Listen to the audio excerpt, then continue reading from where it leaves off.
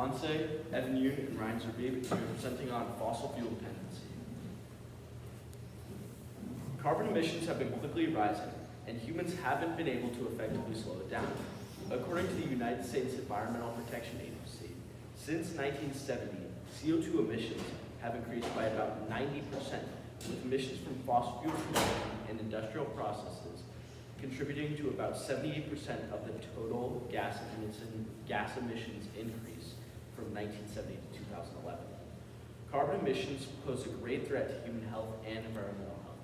According to the World Health Organization, 4.2 million people die per year as a direct result of ambient air pollution. Poor people are the ones that suffer the most from this, however. According to the UN Environment Program, in the big cities of developing countries, it's the poorest who live in cramped, informal settlements that often feel the full force of air pollution. This is a graph showing how much carbon emissions have increased over the last 100 years. The problem we're obviously facing is fossil fuels, but more specifically, our dependency on fossil fuels and how we can approach this. Well, the Environmental Protection Agency explains that a transition to renewable energy resources is the optimal solution due to their significant decrease in carbon emissions, but the problem is that this transition is currently unfeasible due to the economical and political limitations. Looking at the economical limitations, Professor Caligaro, PhD, explains that fossil fuels are significantly cheaper than renewable energy sources, and as a result, investors and government officials tend to invest more heavily in fossil fuels. In addition, Bloomberg New Energy Finance explains that in the US alone, fossil fuels receive $587 billion in subsidies, whereas renewable energy companies received only $43 billion. And as a result, these renewable energy companies had no chance of competing with fossil fuels in the competitive marketplace. And this graph here, provided by Brookings, shows the results of the government subsidies, and the yellow figures make up the fossil fuel industry, which is dominating over the renewable resources. Next, the political limitations. So the first point, more specific to the United States, fossil fuel companies fund political campaigns specifically for Republicans, and what this has shown is that these Republicans, in turn, according to Gary Rabe, have moved and pushed for investments in fossil fuel companies. So the government has been investing more heavily in fossil fuels than renewable resources. And furthermore, according to Aaron Sane, looking at the external countries, all their problems are rooted in the economical limitations. And government officials believe that their survival, the survival of their countries, depends on their economy, so they invest more heavily in fossil fuels. And finally, according to Eimer Zeman of the Waterloo University, what is needed is a different form of political organization that begins at the level of the planetary rather than at the level of the economy. So what must be done is that we need to change the way that we depend on fossil fuels economically and politically so we can pave the way to a transition to renewable resources. One possible transition is carbon sequestration. And what carbon sequestration is basically trapping the carbon in the air and putting it somewhere else. And this is usually done by two ways: biological carbon sequestration and geological carbon sequestration.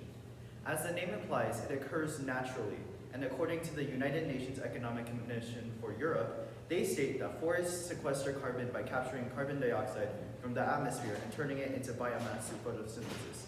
This means that simply planting more trees and making it more widespread is able to capture all the carbon in the air, remove the possible pollution in the air. Another way is geological carbon sequestration. And this works differently, as it involves compressing the carbon in the air and turning it into a liquid.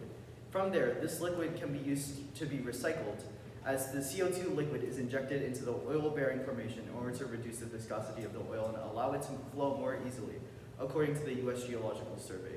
If it is not being used to reduce the viscosity of oil, then it could be simply just put into the ground in geological basins nearby the power plants. And as of 2013, there is a potential storage for 3,000 metric gigatons of CO2, according to the MIT Climate Central portal. They also state as a 90% efficiency rate, which means that it will capture 90% of the carbon inside the air. However, these both have limitations.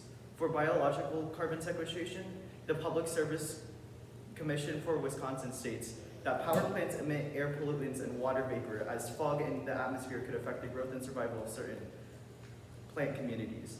Some pollutants are toxins or promote diseases that damage or kill plants. And on top of that, it completely ruins the ecosystem as the moisture completely kills off other plants.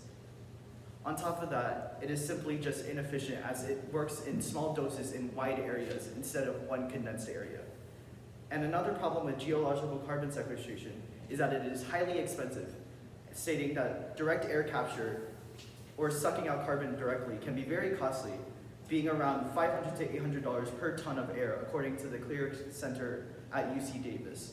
On top of that, it also costs 100 to 1,000 years in order to be fully dissipate into the ground, according to Chen Zhang, a geochemist with the PhD at the University of Calgary. Another viable solution to curb carbon emissions without abolishing fossil fuels is through the implementation of carbon taxes. According to Brad Plumer, a climate reporter specializing in policy and technology efforts to cut carbon dioxide emissions for the New York Times, more than 40 governments worldwide have now adopted some sort of price on carbon. For example, coal use plummeted after the introduction of a carbon tax in Britain in 2013. Additionally, Zhao Lui, a professor and PhD holder of economics at the University of Hong Kong, also advocates for this solution. He says, it is evident that carbon tax is an effective economic instrument to achieve carbon emission abatement. Next slide, please. One of the limitations to this plan is that carbon taxes, like any controversial bill, will be very difficult to pass. According to Barry G. Ray, a professor of environmental policy in the School of Natural Resources, this is because carbon pricing presumes that politicians are willing and able to make the case for sustained increase in the price of commodities that are familiar and essential in everyday life. It further assumes that the public will rally to the cause. Next slide, please. Another limitation is that carbon taxes are regressive, meaning that it unfairly burdens the lower class. This results in lower class individuals having to pay a larger percentage of their income in comparison to higher income individuals. Julius Anderson, a researcher at the Stockholm Institute of Transition Economics, analyzed a study done that examined the changes in different income groups after the introduction of carbon taxes in Sweden. He writes, the overall trend is toward an increase as time goes on in the burden borne by lower income groups, i.e. in regressivity, which is highly correlated with the increase in income inequality that has occurred in Sweden in the recent years. Next slide, please. Carbon taxes are the better solution when compared to carbon sequestration. A fast-acting plan is necessary until we can make the proper shifts to renewables. Carbon taxes have already worked before, and when compared to sequestration, can be implemented relatively quickly.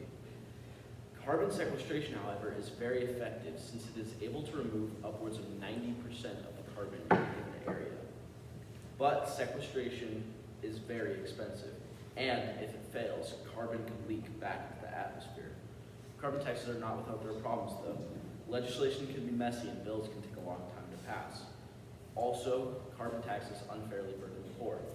Despite all this, carbon taxes are still the better solution. Using carbon taxes, we can transition to a future without fossil